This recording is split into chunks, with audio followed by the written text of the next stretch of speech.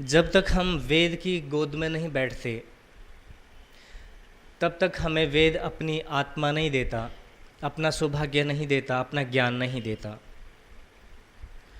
और वेद की गोद में कोई विद्वान या कोई ऋषि जिन्होंने जीवन भर तप किया हो वही बैठा सकता है। वेद कोई पढ़ने की चीज़ नहीं, वेद परंपरा से आई हुई उपाधि है, उपलब्धि है। जिस भी चीज़ की, वेद जैसी चीज़ की जब परंपरा छूट जाती है तो वेद का ज्ञान होना बड़ा मुश्किल हो जाता है। हमारी पुरानी संस्कृति के अंदर ऋषियों की परंपरा चलती थी और ऋषियों के परिवार के अंदर ऋषि पैदा होते थे। एक ऋषि जिस वेद के मंत्र के ऊपर अपना जीवन लगाता था, उस वेद के मंत्र की आगे की जो खोज है, उस वेद के मंत्र के आगे के जो रहस्य हैं, उनकी आने वाली संतति उनके ऊपर काम करती थी। और बड़े बड़े ऋषि महर्षि जिनको गायत्री आदि की सिद्धि होती थी, वेद मंत्रों की सिद्धि होती थी, वो सिद्धियां तब चलती थी और तब जाकर के हमारे शास्त्रों के अंदर व्याख्यान पैदा होते थे।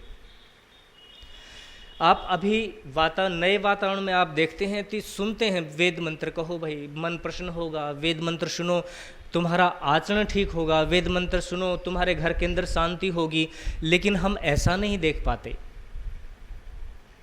हमारे घरों के अंदर बच्चे भी वेद मंत्र बोलते हैं, हम भी वेद मंत्र बोलते हैं, हमारे घरों के अंदर मोबाइलों में वेद मंत्र बजते हैं और तरह तरह के यंत्रों में वेद मंत्र बोलते हैं, लेकिन तब भी हमारे जीवन के अंदर शांति नहीं दिखाई देती, मन के अंदर किसी विशेषता की उपलब्धि दिखाई नहीं देती, हमारे घर का वातावरण तब भी उन जैसा दिखाई नहीं देता जो हम परंपराओं से सुनते हैं। कारण क्या है? महर्षि स्वामी दयानंद जी ने भी जब वेद भाष्य किए, उन वेद भाष्यों को भी पढ़ते हैं बैठ करके, तो भी हमारे जीवन के भीतर कोई चमत्कार दिखाई नहीं देता, कुछ ऊर्जा दिखाई नहीं देती, कहीं भी लेश मात्र प्रकाश की कोई झलक दिखाई नहीं देती। हम सोचते हैं ऋषियों के भाष्यों के जितना नज़दीक नज़दीक हम जाते जाएंगे, उतना उतना परमात्मा के नज़दीक जाएंगे, उतना उतना हम वेद के नज़दीक जाते जाएंगे। लेकिन वो वेद हमारे से दूर ही रह जाता है, वो मंत्र का भाव हमारे से दूर रह जाता है। वो मंत्र जो कहना चाहता है, जिस विज्ञान को बताना चाहता है, वो विज्ञान हमारे समीप नहीं होता। आप लोगों ने सुना होगा वेद की शाखाएँ होती थी। हमारे यहाँ परंपराओं से जो होती थी, वेद की 1127 शाखाएँ थी। वो वेद की वो शाखाएं होती थी जो मंत्रों के ऊपर, एक एक प्रकार के मंत्रों के ऊपर वैज्ञानिक चर्चा होती थी। और वैज्ञानिक चर्चा की जब उपलब्धि वहाँ तक पहुँच जाती तो एक शाखा का निर्माण होता था। एक एक शाखा के अंदर इतना बड़ा विज्ञान होता था। अगर आदमी परमाणु के ऊपर काम करता है तो आदमी ऐसे ऐसे यंत्रों को बना लेता था जो केवल इस धरती के ऊपर घूमने वाले नहीं होते थे, जो चांद, सूरज और दूसरे नक्षत्रों के अंदर यात्रा करके जिन माध्यम से आते थे। आज तक विज्ञान ऐसा कोई यंत्र नहीं बना पाया जो चांद से और ऊंचाई तक जा सके और ठीक ठीक वापस आ सके। लेकिन हमारी परंपराओं से वेद की शाखाओं में जो वेद के मंत्रों के माध्यम से जो विज्ञान था, वो ऐसे ऐसे विज्ञान थे, एक एक यान ऐसा था जो 72 लोकों के अंदर जा करके और ठीक ठीक वापस आ जाता था।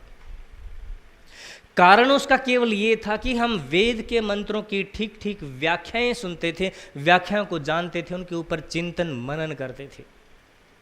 अभी मैंने थोड़ी सी देर पहले एक मंत्र बोला था, थोड़ा सा विचार हम उस वेद के मंत्र के ऊपर कर लें ताकि थोड़ा सा हमें बोध हो ये मंत्र कहना क्या चाह रहे हैं, उनका मतलब क्या है, हम क्यों समझे मंत्रों को। स्वस्ति पंथा मनुचरेम सूर्या चंद्र मसाविवा। स्वस्ति पंथा, स्वस्ति पंथ, स्वस्ति पंथ का मतलब होता है कल्याणकारी मार्ग। ऐसा मार्ग जिसके ऊपर चलने से मनुष्य की उन्नति होती है, कल्याण होता है और उसकी पीढ़ियों का भी कल्याण होता है। ये कहते हैं कि हम ऐसे मार्ग के ऊपर चलें जो हमारे लिए कल्याण का मार्ग बनता हो, जो हमारे जीवन को उस तक, मोक्ष तक लेके जाने वाला हो, हमारी आत्मा की उपलब्धि कराने वाला हो, जो मैं को मेरे पास लेकर के आने वाला हो, अर्थात मुझे खुद को खुद में ही बताने वाला हो कि हाँ मैं हूँ और ये हूँ। ऐसा मार्ग, लेकिन ऐसा मार्ग कैसे हो, तो वहाँ 2 उदाहरण दिए हैं वेद ने। सूर्य और चंद्रमा की तरह हो। सूर्य और चंद्रमा की तरह का मार्ग ऐसा क्या है सूर्य और चंद्रमा के मार्ग के अंदर? ऐसा क्या है सूर्य और चंद्रमा के चलने से जिसके लिए मनुष्य को ये कहा गया है कि तू सूर्य और चंद्रमा की तरह चलता है तो निश्चित रूप से तेरा मार्ग भी कल्याण का मार्ग होगा, नहीं तो तुम्हारा मार्ग भटकाव का मार्ग है, निश्चित रूप से तू पहुंच नहीं पाएगा। फिर कहा कि क्या है दो विशेषताएं इसके अंदर, सूरज और चांद के अंदर। अगले मंत्र में तीन बातें कहते हैं। पुनः वो कहते हैं कि क्योंकि ये चंद्रमा और सूरज तीन तरह की विशेषताओं से युक्त होते हैं, और वो तीन तरह की विशेषताएं क्या है? पुनः ददता, वो ददता है, वो देता है। अघनता, वो पाप से रहित है, हिंसा नहीं करता। जानता, उसके अंदर विज्ञान है, वो मार्ग दिखाता है, वो प्रकाशित करता है सब चीज़ों को, और वो प्रकाशित करके सारी पृथ्वी को और सारी सृष्टि को बाहर उभार के अंदर लाता है। पुनः ददता। अब ये ददता क्या है, इसके ऊपर थोड़ी सी चर्चा करते हैं। ददता का मतलब होता है देना। सूर्य की गति पूर्व से पश्चिम की ओर हमें दिखाई देती है, लेकिन ये घूमना पृथ्वी का होता है, इसलिए हम सूरज को ही मान लें कि वो पूर्व से उगता है। जब पूर्व से उगता है तो अंधेरे में पड़ी हुई प्रकृति सारी की सारी जो पृथ्वी है वो जाग उठती है और दिखाई देने लगती है। सूर्य के अंदर से विभिन्न प्रकार की किरणें निकलती हैं, प्रकाश निकलता है, और 8 प्रकार की विशेष किरणें निकलती हैं जो इस प्रकृति के अंदर तरह तरह की विशेषताएं भरती हैं और तरह तरह का दान दिव्य दे देती हैं। एक तरह की किरण वो है जो आकर के अंतरिक्ष के अंदर ही और पृथ्वी से ऊपर का जो वातावरण है उसके अंदर रहने वाले सारे जीव और वायरस रूप में जितना भी है उनको एक प्रकार का जीवन देती है, और जो मनुष्य के लिए खतरनाक है उसको नष्ट कर देती है। एक दूसरे प्रकार की किरण होती है, वो धरती के ऊपर आती है, और धरती के ऊपर जितनी भी वनस्पतियां हैं, जितने भी पौधे हैं, उन सब पौधों के अंदर, उन वनस्पतियों के भीतर रस भरने का काम करती है, जीवन भरने का काम करती है। अगर वो किरण इस धरती के ऊपर नहीं आए तो इन पौधों के अंदर न तो आपको ये हरियाली दिखाई दे और इन पौधों के अंदर न ही रस दिखाई दे। अब इस वातावरण के अंदर जब कभी कभी सूर्य कई दिनों तक दिखाई नहीं देता तो सारी प्रकृति के अंदर पीलापन छाने लगता है। उस पीलेपन का छाने का मतलब क्या होता है कि सूर्य की किरणें इसके ऊपर नहीं गिरी, और नहीं गिरने के कारण इसके भीतर जो जीवन पैदा होना चाहिए था वो जीवन बुझता चला जा रहा है, अब मरता चला जा रहा है, और सूरज अगर कुछ दिन और न निकला तो सब कुछ सूख करके नष्ट हो जाएगा। कभी घास के मैदानों में आप लोगों ने देखा होगा, कोई पत्थर पड़ा है या कोई ईंट पड़ी है, आप उसको उठाने के बाद आपको पता लगेगा घास सब तरफ तो हरी है, लेकिन उस ईंट और पत्थर के नीचे आपको सफ़ेद मिलेगी या पीली मिलेगी। उस घास को खाना जो हरेपन में है, जिसके ऊपर सूर्य और चंद्रमा की किरणें गिरी हैं, और उस घास को खाना जो पत्थर के नीचे रह गई थी, तो आप उस घास को थूक देंगे जो अंदर मुख के अंदर गई है, जो घास पत्थर के नीचे थी, क्योंकि उसके अंदर कोई रस नहीं है, उसके भीतर कोई स्वाद नहीं है, और वो खाने योग्य जैसी है भी नहीं। उधर से चंद्रमा निकलता, सूर्य पूर्व की तरफ से निकलता है तो पश्चिम की तरफ चलता है, और चंद्रमा पश्चिम से निकलता है और पूर्व की तरफ है चलता है। चंद्रमा की गति उधर से है, चंद्रमा की भी ऐसी ही किरणें हैं, उधर सूरज किरणें देता है, और सूरज की फिर एक किरण ऐसी है जो पृथ्वी के गर्भ के अंदर जा करके उस गर्भ के भीतर तरह तरह की ऊर्जाएं पैदा करके और तरह तरह के सोना, चांदी, हीरे, मोती जैसी आभूषण और कीमती चीज़ें पैदा करती है। सूरज की किरणें पृथ्वी के गर्भ में जाकर के ही ये जो हीरे से ये जो कोयले से हीरा बनता है ना, ये उसी के कारण बनता है। पृथ्वी का जो जितना भी भीतर का सारा संतुलन है वो सूर्य की किरणों के कारण है। और एक किरण ऐसी है जो हम सब प्राणी जो हैं उन सब के भीतर आकर के उतर करके जीवन पैदा करती है, हमें जगाती है। जो हम सोए पड़े थे, अगर सूरज की किरणें कई दिनों तक दिखाई नहीं दे तो हम आलसी हो करके और इतने मुरझा जाएंगे इस जीवन के अंदर, हमें जागने जैसी नौबत नहीं आएगी, हम बेहोशी की हालत में रहेंगे, हम सोने जैसी स्थिति में रहेंगे। जगाने का काम सूर्य करता है। जब पृथ्वी के गर्भ के अंदर, पृथ्वी की परत के नीचे बीज होता है, उस बीज को सब चीज़ें अनुकूल मिलती हैं, लेकिन जब तक सूरज उसको पुकारता नहीं, जब तक उसको जागने के लिए नहीं कहता, जब तक उसको उठा करके ऊपर की तरफ खींचता नहीं, तब तक वो बीज अपने आप को फोड़ करके और इस जमीन को फोड़ करके ऊपर नहीं बहता। उधर चंद्रमा निकलता है, सूर्य, चंद्रमा रस बनाता है। चंद्रमा की जो किरणें होती हैं वो सारे के सारे पेड़ पौधों के अंदर, वनस्पतियों के अंदर रस पैदा करते हैं। अगर चंद्रमा न हो तो इस सृष्टि के अंदर एक भी रस, जो 6 प्रकार के रस है ना, वो एक भी रस दिखाई नहीं दे। चंद्रमा रस बनाता है और सूर्य उसको पकाता है। दोनों के दोनों एक साथ एक तरह से काम करते हैं और दोनों के दोनों एक तरह से जब चलते हैं तो ये सृष्टि जीवन पाती है। और सृष्टि के भीतर ये ददता का भाव, ये जो देने का भाव है ना, चंद्रमा और सूरज इसको देते रहते हैं और ये प्रकृति आदमी को देने लगती है। जैसे वो सूर्य और चंद्रमा बिना सोचे, बिना समझे, बिना मूल्य के और बिना किसी कारण के बांटता रहता है, ऐसे ही ये प्रकृति भी कहती है, ऐसे ये पृथ्वी भी कहती है कि जब मुझे इतने बेशकीमती चीज़ें यूं ही मिल गई तो मैं क्यों किसी से कीमत लूं। वो भी बांटने लगती है। चंद्रमा का संबंध गहरा स्त्री से है, महिला से है, और पुरुष का संबंध गहरा सूर्य से है। जो आदमी के जीवन के अंदर उतार चढ़ाव आता है, जब जब आदमी के भीतर कोई क्रोध पैदा होता है, जब जब आदमी के भीतर कोई विशेषताएं उतरती हैं या आदमी का जीवन नीचे गिरने लगता है, तो निश्चित रूप से मानिए कि सूर्य के ऊपर कोई न कोई घटना चल रही है।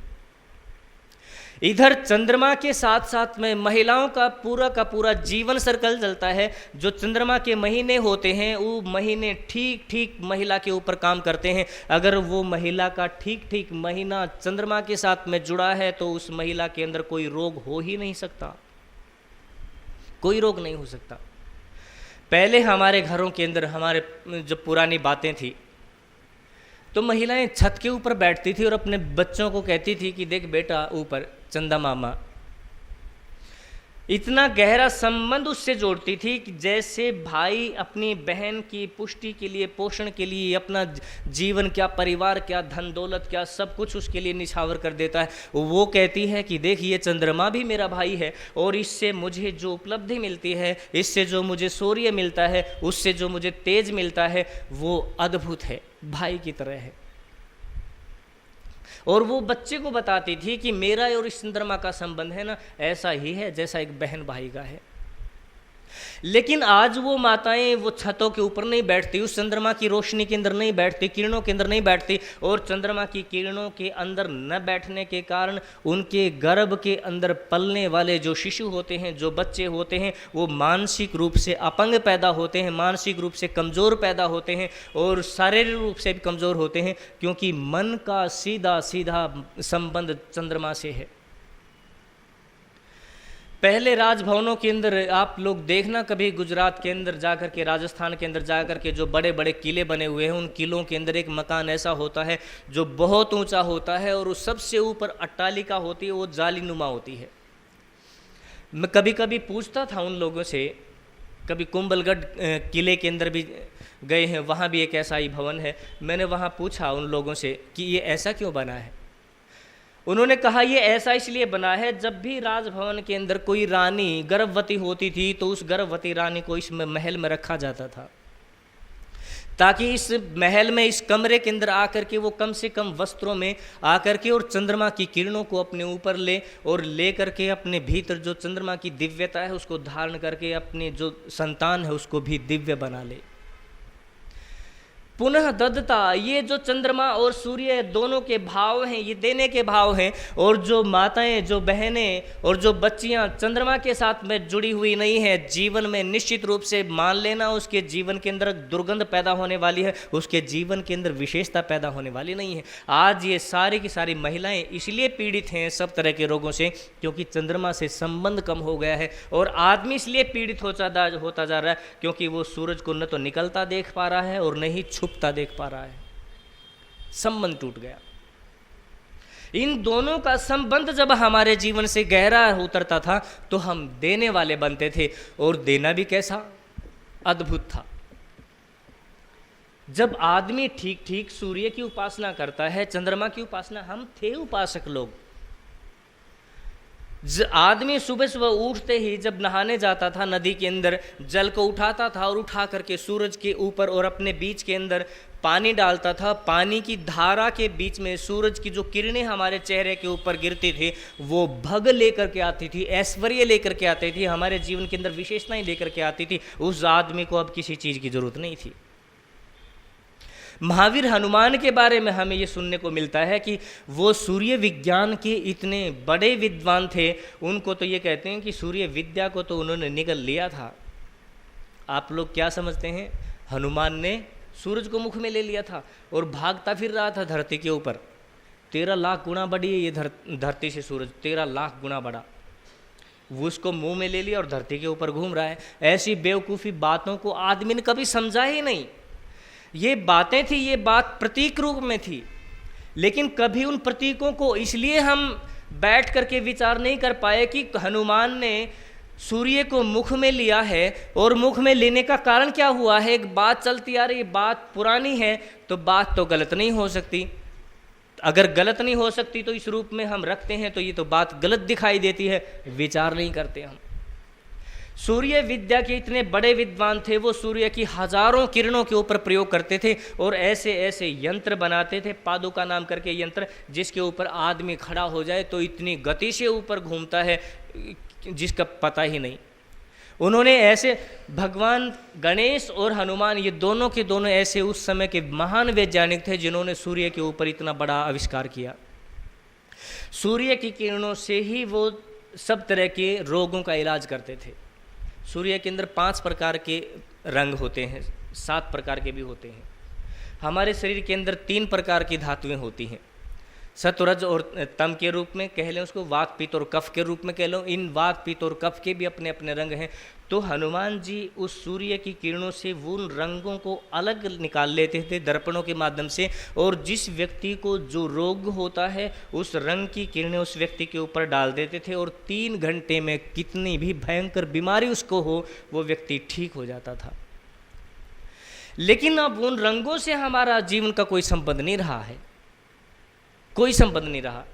इसलिए जो जीवन के अंदर सूर्य और चंद्रमा की गति को अपने भीतर धारण कर लेता है और अपने जीवन को भी देने वाला बना देता है, जब हम वैसे ही बांटने लगते हैं अपनी अच्छाइयों को, जब हम वैसे ही बांटने लगते हैं अपनी वस्तुओं को, जब हम वैसे ही देने लगते हैं अपने और पराये को न देखते हुए, जब आदमी अपने घर से एक चीज़ लेकर के चलता है, बाहर अपने घर के सामने 4-5 बच्चे खेल रहे हैं और उसके हाथ की चीज़ें टूट जाती हैं बिना किसी भेदभाव के और वो बटने लगती हैं, तो समझ लेना वो व्यक्ति स्वस्ति पथ के ऊपर है।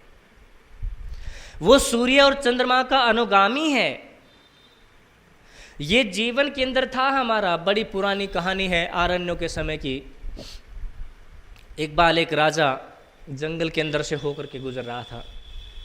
उसके साथ में उसके मंत्री लोग भी थे और सैनिक लोग भी थे। जंगल के अंदर प्रवेश किया और प्रवेश करते करते अचानक राजा रुका, घोड़ों को रोक दिया और नीचे उतरा। नीचे उतर करके फिर अपने सैनिकों को और अपने मंत्रियों को कहा कि भाई रुको, उतरो नीचे और देखो एक बार, बड़े गौर से सुनो। गौर से सुनने लगे। वो कहने लगे कि हाँ महाराज, बात तो बड़ी अजीब दिखाई देती है। राजा कहने लगे कि तुम सब एक लाइन में लगो और सामने से देखो रास्ते के ऊपर। बात क्या थी? राजा जब उससे उतरा, उतर करके मंत्रियों को भी उतारा, तो उसको एक अद्भुत प्रकार की आवाज़ सुनाई दे रही थी। ऐसी आवाज़ जो पूरे जंगल को चीरती हुई बाहर निकल रही थी। ऐसी आवाज़ जो जिन जिन को सुनाई दे रही थी वो व्यक्ति बिल्कुल शांत हो जाता था, उसके भीतर के सारे भय निकल जाते थे बाहर। एक ऐसी आवाज़ जो भीतर की सारी बेचैनी को बाहर निकाल करके एक आनंद की अनुभूति कराती थी। वो राजा कहने लगा कि ये ऐसी आवाज़ आज तक मैंने अपने राज्य के अंदर पहले नहीं सुनी कभी। ये कोई ऐसा व्यक्ति बोल रहा है, ये कोई ऐसा व्यक्ति गा रहा है जो राजा से भी कोई ऊंचा व्यक्ति है, जिसको ऊंचा सुख प्राप्त हुआ है। मुझे नहीं पता कि इस धरती के ऊपर इससे ज़्यादा कोई सुखी व्यक्ति होगा। जब ये बातें मंत्रियों के साथ में राजा कर रहे थे तो करते करते उन्होंने देखा कि सामने से कोई एक एक सामान्य सा एक कोई लकड़हारा लकड़ियाँ काट करके और सिर के ऊपर गीत गाता हुआ आ रहा था। और गीत भी क्या गाता रहा हुआ था, वो वेद के पद पाठ का पाठ कर रहा था। वेद के अंदर है ना 8 तरह से वेद के पाठों को गाया जाता है। उसमें जटा पाठ भी है, उसमें पद पाठ भी है, उसमें शिखा पाठ भी है। इस तरह के 8 पाठ हैं। वो पद पाठ गा रहा था। और पद पाठ को जब गाया जाता है तो वेद के मंत्रों से एक प्रकार की फ्रिक्वेंसी निकलती है, एक प्रकार की तरंग निकलती है, एक प्रकार की ध्वनि निकलती है। और वो ध्वनि जहाँ जहाँ जाती है, जिस जिसके पास में जाती है, वो व्यक्ति, वो प्राणी शांत होने लगता है।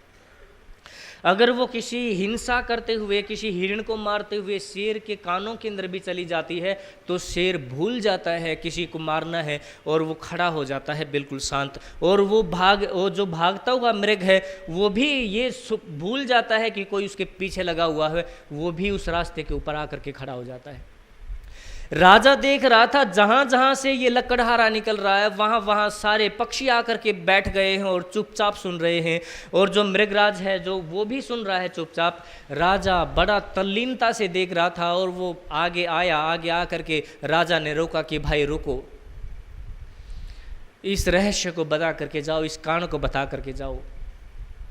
मैंने आज तक तुम्हारे जैसा कोई सुखी व्यक्ति नहीं दिखा, क्योंकि कोई इतना सुखी गहरे से व्यक्ति होगा जिसके भीतर इतना जबरदस्त सुख होगा, वही व्यक्ति इतना सुंदर गा सकता है जो दूसरों को सुखी कर दे। इसका राज क्या है? वो कहने लगा कि महाराज तुम तो मेरी हालत देख ही रहे हो।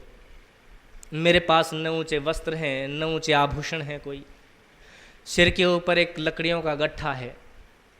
लेकिन मैं बताए देता हूँ आपको, इसका भी एक विशेष कारण है। इसका कारण ये है कि मैं बांट देता हूँ जो कुछ मेरे पास में होता है। वो कहने लगा कि बांट देते हो जो आपके पास में होता है? बांटता तो मैं भी हूँ और तुमसे ज़्यादा बांटता हूँ। मैं सोने की असरफियाँ बांटता हूँ। तुम बांटते क्या हो? है क्या तुम्हारे पास में जो तुम बांट देते होगे?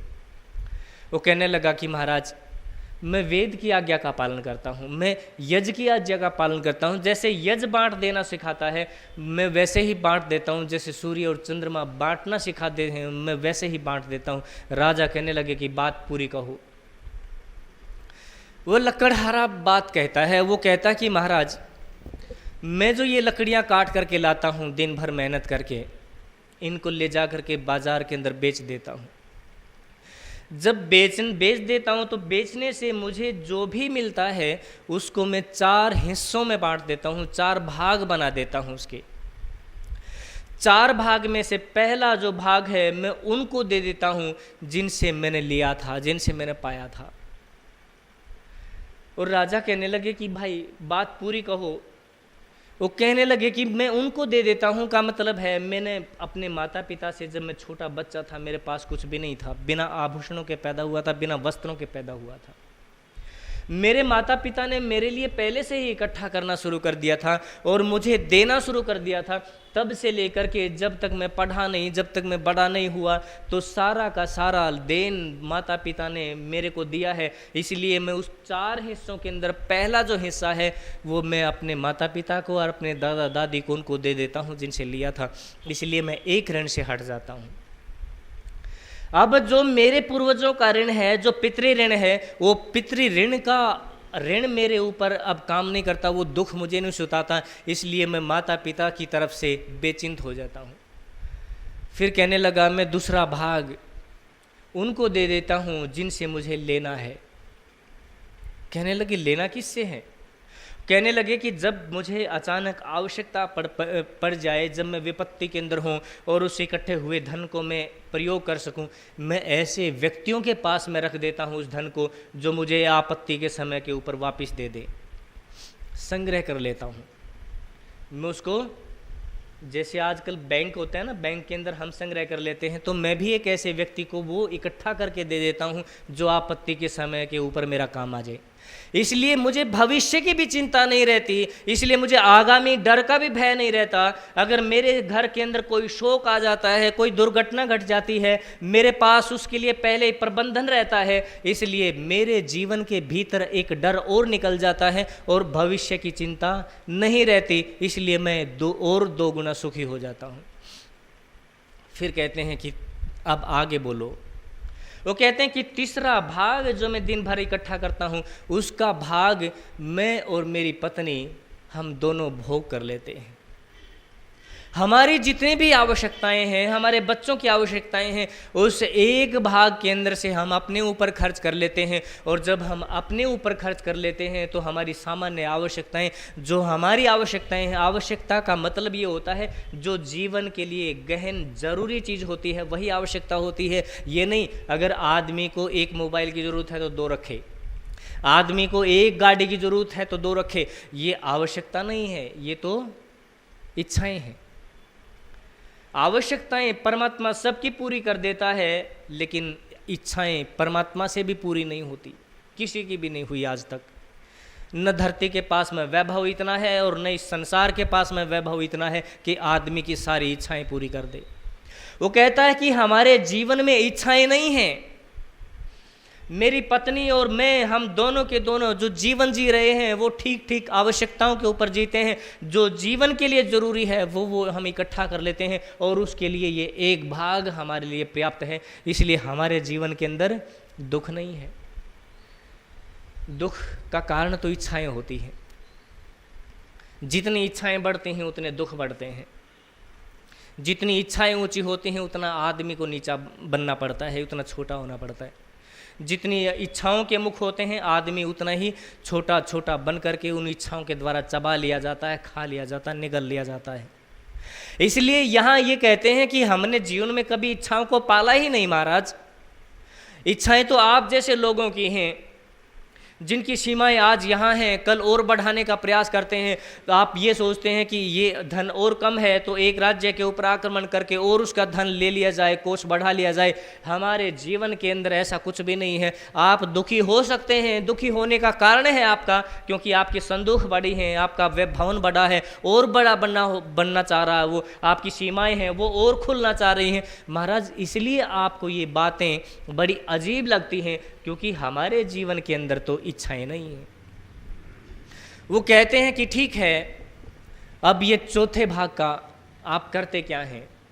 वो कहता है कि महाराज मैं चौथा मेरे जीवन का हिस्सा है, मेरी जो पुण्य संपत्ति का हिस्सा है, उसको मैं उनको दे देता हूँ जिसको मुझे इस लोक में भी और उस लोक में भी मिल सके। जिन लोगों से, ऐसे लोगों को मैं बांट देता हूँ। ऐसे लोगों में वो कहता है कि मेरे जो इस पुण्य का जो एक हिस्सा है उसको मैं यज्ञ के अंदर लगा देता हूँ, उसको मैं उन वेद के विद्यार्थियों के अंदर, वेद के विद्वानों के अंदर लगा देता हूँ जो मेरे धन के माध्यम से इस धरती के ऊपर वेद की ऋचाओं का गान कर सकें, जो मेरे इस थोड़े से धन के कारण वो आहुति बन सके। उनके लिए जो प्रतिदिन यज्ञ करने वाले विद्वान हैं, मैं अपने उस छोटे से हिस्से को उन सन्यासियों के अंदर, उन विद्वानों के अंदर, वेद के काम करने वाले लोगों के अंदर बांट देता हूँ, जो मुझे आगे चल करके परमात्मा मेरे जीवन का नया रूप दे देता है। इस जीवन को छोड़ करके मैं जब दूसरे जीवन को पा लेता हूँ तो वहाँ वो मुझे आगे आकर के मिल जाता है। ये जीवन के 4 हिस्से हैं, ये 4 हैं महाराज। देखते हो लकड़ियों का एक गट्ठा भर है, इससे कितना मिलता होगा? इससे जितना भी मिलता है, मैंने कभी भी इस जीवन के अंदर आज तक इतना बड़ा हुआ हूँ, इतनी उम्र हो गई है महाराज, इस गट्ठे के अंदर जो लकड़ियाँ बीनता हूँ, जो लकड़ियाँ काट करके लाता हूँ, आज तक मैंने कभी भी दूसरे के हिस्से का अपने जीवन में प्रयोग नहीं किया है। जो वेद भी कहता है अपने जीवन का एक हिस्सा, जो 10वां हिस्सा है, वो आपका नहीं है, वो आपको बांट ही देना चाहिए। वो उनको बांट देना चाहिए जो यज्ञ का कार्य करते हैं, उनको बांट देना चाहिए। जो वेद का कार्य करते हैं उनको बांट देना चाहिए। जो इस धरती के ऊपर पुण्य का काम करने वाले हैं, इस धरती को शांत करने वाले लोग हैं महाराज। जो भी मिलता है, भले ही 2 पैसे मिलते हों, वो 2 पैसे मेरे जीवन के लिए, मेरी पत्नी के लिए बहुत हैं, लेकिन मैंने दूसरे का हिस्सा कभी नहीं दबाया। इसलिए मेरे भीतर अथाह शांति है। मेरे भीतर जो सागर है, जो उस सागर के अंदर कभी भी लहरें नहीं उठती, वो बहुत शांत है, वो सीमाओं को नहीं तोड़ता महाराज। अब मैं जो भी गाता हूँ, मैं जो भी बोलता हूँ, मुझे सुनने वाले ये पक्षी हैं, क्योंकि मैंने कभी पक्षियों का हिस्सा नहीं मारा। मुझे सुनने वाला यह सारा जंगल है, मैंने जंगल को कभी भी अपनी आवश्यकता से ज़्यादा नहीं काटा। मैं उतनी ही लकड़ियाँ काटता हूँ जो मेरी जीवन के लिए उपयोगी हैं और जो मेरे जीवन को चलाने में ठीक ठीक हैं। मैंने उन केवल जब जंगलों के अंदर काटा है तो पहले प्रणाम किया है पेड़ों को, और पेड़ों से प्रणाम करके मैंने कहा है कि मुझे तुम्हारी आवश्यकता है, और उन्होंने मुझे कहा है कि ले जाओ जितना चाहिए। मैंने कभी भी उन अतिरिक्त शाखाओं को नहीं काटा जो मेरे जीवन की जमा पूंजी से ज़्यादा होने वाली हूँ। वो कहता है कि इसलिए शांति उतरती है, और ये शांति इसलिए उतरती है आदमी के भीतर क्योंकि उसके भीतर बांटने का भाव है। जिसका जो हिस्सा है उसको मिल जाता है। वेद कहता है पुनः ददता, जो ठीक ठीक बांटना जानता है, जो ठीक ठीक देना जानता है, वो व्यक्ति स्वस्ति पंथ के ऊपर खड़ा है।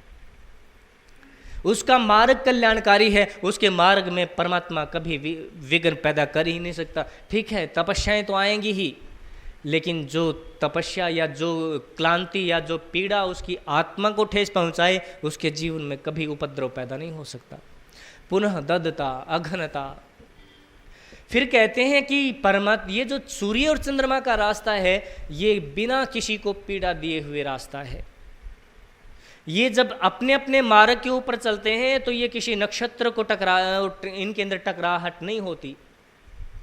ये सबको समान रूप से देते हुए, समान रूप से बांटते हुए चलते हैं। ये किसी को अहिंसा पैदा नहीं करते। वो ये नहीं देखते कि मेरी उपासना करने वाले लोग यहाँ बैठते हैं तो यहाँ प्रकाश थोड़ा सा ज़्यादा डाल दूँ, और मेरी उपासना करने वाले लोग क्षेत्र के अंदर नहीं है तो मैं वहाँ थोड़ा सा प्रकाश कम डाल दूँ। नहीं, मेरे तो एक जैसा है। वो मुनियों की तरह है। चंद्रमा और सूर्य की गति तो मुनियों जैसी है। आप जानते हो एक मनुष्य में और एक मुनि में क्या फर्क है? एक मनुष्य में और एक सज्जन में और एक मुनि में क्या फर्क है? जो मनुष्य होता है वो झूठ बोल देता है। जो मनुष्य होता है वो अपनी आवश्यकता से ज़्यादा इकट्ठा कर लेता है। लेकिन एक जो सज्जन होता है, वो सज्जन व्यक्ति अपनी आवश्यकता से ज़्यादा इकट्ठा नहीं करता। सज्जन व्यक्ति झूठ भी नहीं बोलता, इसलिए उसको सज्जन कहा है। लेकिन एक मुनि होता है, वो मुनि इन दोनों से भिन्न होता है। एक आदमी खड़ा है और उसके सामने इधर गाय खड़ी है, इधर बच्चे खेल रहे हैं, इधर कुत्ते भी हैं। तो जो मनुष्य है वो ये देखता है कि इन बच्चों को बांटना है, और इन बच्चों को बांटना भी तो देख देख करके बांटता है। इस बच्चे को कितना देना है, इस बच्चे को कितना देना है। ये आदमी, सहज आदमी की प्रवृत्ति है, वो अपने को ढूंढता है। लेकिन एक सज्जन व्यक्ति वो होता है जो उन सब बच्चों के भीतर कोई भेदभाव नहीं करता और सबको एक समान दे देता है। उसकी आँख उस समय ये नहीं देखती कौन कौन है, कौन किसका है। ये सज्जन व्यक्ति। लेकिन एक मुनि ऐसा होता है, मुनि ऐसा व्यक्ति होता है, उसके पास में जो होता है वो ये नहीं देखता ये बच्चे हैं, ये कुत्ता है और ये गाय है। उसके लिए तीनों चीज़ें बराबर हैं, और तीनों चीज़ें उन तीनों को बढ़ जाती हैं। वहाँ गाय का भी उतना ही हिस्सा उसके सामने है और कुत्ते का भी उतना ही हिस्सा है, और उसके लिए वो बालक भी वैसे ही हैं। वो ये जो स्थिति होती है ये मुनि की होती है। जिस आदमी की स्थिति ये हो जाती है, उस व्यक्ति के लिए गाय भी ऊंची चीज़ है, उस व्यक्ति के लिए मनुष्य भी ऊंची चीज़ है, और उस व्यक्ति के लिए साधारण प्राणी भी ऊंची चीज़ है। तीनों के अंदर जब भेदभाव नहीं रहता तो मुनि बन जाता है। तो यहाँ वेद के अंदर भी कहते हैं ये जो सूर्य और चंद्रमा चलते हैं ना, ये मुनियों की तरह चलते हैं। मुनि हैं ये, प्रणाम कर लो इनको। अघनता, ये इस धरती के ऊपर जितना भी वायरस होता है जो आदमी के जीवन के लिए ठीक नहीं है, प्राणियों के जीवन के लिए ठीक नहीं है, तो सूर्य की किरणें उनको नष्ट करके और उन सब प्राणियों को सुखी बना देती हैं। आपने तालाबों के अंदर देखा होगा ना, आप वर्षा ऋतु के अंदर बहुत तालाबों के अंदर पानी भर जाता है, इधर उधर से गंदगी आ जाती है, और जैसे ही बारिश बंद हुई, बारिश बंदने के बाद में इतनी तेज किरणें गिरती हैं, बहुत तेज किरणें गिरती हैं जो उस पानी के भीतर तक उतरती हैं, तह तक, और उसके अंदर जितना विकार होता है, जितना वायरस होता है, जितनी गंदगी होती है, उसको काई बना करके ऊपर ले आता है। और फिर हवाएं उसका सहयोग करती हैं। वो हवाएं चल करके उस सारी काई को एक तरफ एक किनारे के ऊपर लगा लेती हैं, और उस काई को निकलने के बाद में आप देखना उसके अंदर से आचमन भी आप करोगे तो आपके लिए अमृत जैसा पानी है वो। पुनः अघनता, वो अघनता है, वो पापों को दूर करने वाला है इस धरती के ऊपर से। और जितने विष विकार इस जमीन के अंदर से निकलते हैं तो सूर्य की किरणें भी उसके अंदर से उन विकारों को खींच लेती हैं और खींच करके उनको खत्म कर देती हैं। अघनता है वो उसके बाद कहते हैं वेद जानता। जिस व्यक्ति के भीतर ज्ञान पैदा हो जाता है, जिसको अपने मार्ग का ठीक ठीक बोध हो जाता है, जिसको अपने जीवन के अंदर लक्ष्य का ठीक ठीक पता लग जाता है, वो आदमी निश्चित रूप से स्वस्ति पंथ के ऊपर खड़ा है, चल रहा है। लेकिन अपने भीतर अपने जीवन के अंदर कितने ऐसे लोग हैं जिनको ये नहीं पता कि पैदा क्यों हुए, उनको ये नहीं पता कि अब जीवन में करना क्या है। उनको कोई कहता है कि तू डॉक्टर बनेगा, हाँ बनूंगा, वो कहते हैं, कोई पूछते हैं तुम इंजीनियर बनोगे, हाँ बनूंगा, वो कोई कहता है तुम साइंटिस्ट बन जाओ, बन जाऊंगा। उसको अपने जीवन के लक्ष्य से कोई मायने नहीं, वो बाहर की ध्वनियों को अपने भीतर उतारता। किसी ने कहा है हाँ बन जाएंगे, शिक्षक बनोगे, क्यों नहीं। तो इसलिए जो आदमी अपने जीवन के अंदर एक लक्ष्य लेकर के चलता है और उस लक्ष्य को ठीक ठीक जानता है कि मेरा जो लक्ष्य है, जो मेरा मार्ग है, उस मार्ग की सारी जानकारियां जिस व्यक्ति के भीतर होती हैं, तो निश्चित रूप से वो व्यक्ति भी सूर्य और चंद्रमा की तरह कल्याणकारी मार्ग के ऊपर है, स्वस्ति पंथ के ऊपर है। तो इसलिए आदमी को ये बोध होना चाहिए, माता पिता को ये बोध होना चाहिए कि वो जिस संतान को पैदा कर रहे हैं उस संतान का उद्देश्य क्या है पैदा करने का। अगर माता पिता को उद्देश्य पता नहीं है तो वेद कहता है उस माता पिता को संतान पैदा नहीं करनी चाहिए। उससे अच्छा है कि वो न पैदा करे, क्योंकि भटके हुए आदमी को उससे अच्छा है इस धरती के ऊपर पैदा करने से कि वो पैदा ही न करे। एक ऐसा आदमी जिसको ठोकरें भी खानी है बचा लिया जाए। तो इसलिए वेद ये कहता है कि हमें अपने जीवन के लक्ष्य को ठीक ठीक जान लेना चाहिए। सबसे पहले माता पिता को ये जानना होता है कि मैं जिस संतान को पैदा कर रहा हूँ उसको बनाना क्या है, वो राष्ट्र की आवश्यकता कौन सी पूरी करेगा। क्योंकि राष्ट्र की आवश्यकताएं अगर संतान पूरी नहीं कर सकती तो वो संतान भी दो कौड़ी की है, वो संतान नहीं है। इसलिए गर्भ के अंदर ही उसका मार्ग प्रशस्त होना चाहिए, उसका मार्ग बता देना चाहिए कि बेटा तुझे मेरे गर्भ से बाहर आकर के इस रास्ते के ऊपर चलना है और इस देश को ये विशेष उपलब्धि देनी है। तुझे वो रॉकेट विद्या पैदा करनी है, वो सुरक्षा विद्या पैदा करनी है जो मेरे राष्ट्र की सीमाओं को सुरक्षित रख सकें। तुझे इस दुनिया के अंदर उन औषधियों का आंकलन करना है, उन औषधियों को निकालना, उन औषधियों की पहचान करनी है जो इस राष्ट्र को स्वास्थ्य दे सकें। तुझे इस धरती के ऊपर आकर के ऐसे आविष्कार करने हैं जो सुख सुविधाओं से पूरा कर सके। लेकिन जिस माता पिता को पता ही नहीं क्यों पैदा करे और अनजाने में संतानें पैदा हो रही हैं, वो संतानें भटकी हुई स्वस्ति पंथ के मार्ग नहीं है उसके भीतर। इसलिए जब बच्चे पैदा हो जाएं और वो बड़े हो जाएं, जब वो शिक्षक के पास में जाएं तो वो शिक्षक को ये तय कर दें कि मेरे जीवन का लक्ष्य वहाँ तक जाना है, इसलिए मुझे वहाँ की शिक्षाएं मजबूती से दें। और फिर शिक्षक भी वो उनको मजबूती से वो सब शिक्षाएं देने लगते हैं। और वो शिक्षाएं जब हमारे जीवन में उतरती हैं तो निश्चित रूप से ये वेद का मंत्र भी हमारे जीवन का आधार बनना शुरू होता है। ये जो सूर्य और चंद्रमा की गतियां हैं ये भी हमारे जीवन से जुड़ने लगती हैं। तो हम ठीक जानते हैं कि हाँ, हमने उठना है 5 बजे से पहले, क्योंकि उससे पहले, मेरे से पहले अगर सूर्य निकल गया तो मेरे जीवन को धिक्कार है, क्योंकि मुझे प्रणाम करना है उस निकलते हुए सूर्य को। मेरे सूर्य उदय होने से, अस्त होने से पहले मैं सो गया तो मेरे जीवन को धिक्कार है, क्योंकि अस्ताचल की जाते हुए सूर्य को भी प्रणाम करना है, क्योंकि ये जो शुभ दिन मुझे दिया है प्रकाशित करके सूर्य ने, इसका तो कोई मूल्य नहीं है। मुझे चंद्रमा को भी प्रणाम करना है, मुझे सूर्य को भी प्रणाम करना है। जब ये दोनों की दोनों चीज़ें जीवन के अंदर उतरने लगती हैं, जो ये विज्ञान सूर्य और चंद्रमा का है, ये जब हमारे जीवन से संबंध रखने लगता है, जब कोई महिला ठीक जानने लगती है चंद्रमा की कलाओं को, क्योंकि चंद्रमा की कलाएं ठीक ठीक आभाषित होती हैं नारी के ऊपर, कभी भी देखना, जब पूर्णिमा होती है, जब सोमवार आता है, सोमवार का मतलब है कि जब ये धरती चंद्रमा को वर्णन करती है, वर्ती है, चंद्रमा के सामने होती है, तो सोमवार होता है। मंगलवार का मतलब क्या होता है? जब ये धरती मंगल का वर्णन करती है। उनकी अपनी अपनी विशेषताएं, कभी समय मिलेगा तो मैं बताऊंगा। ठीक चंद्रमा के सामने जब पृथ्वी होती है, उस समय चंद्रमा की सीधी किरणें पड़ती हैं। एक दिन पहले जो होमोग्लोबिन 9 था महिला का, अगर आज सोमवार है तो आज 10 मिलेगा। अगर आज पूर्णिमा है और सोमवार है तो निश्चित रूप से सबसे स्वस्थ महिला उस दिन होती है। गहरा संबंध है, बहुत गहरा संबंध है।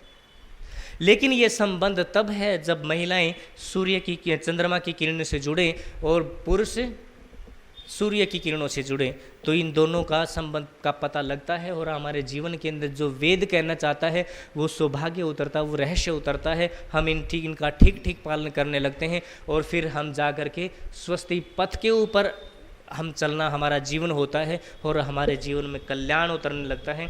आप लोगों ने मुझे बड़े धैर्य से सुना। आप लोगों का मैं इस व्याख्यान के साथ मैं धन्यवाद करता हूँ। ओम शांति शांति शांति ओम।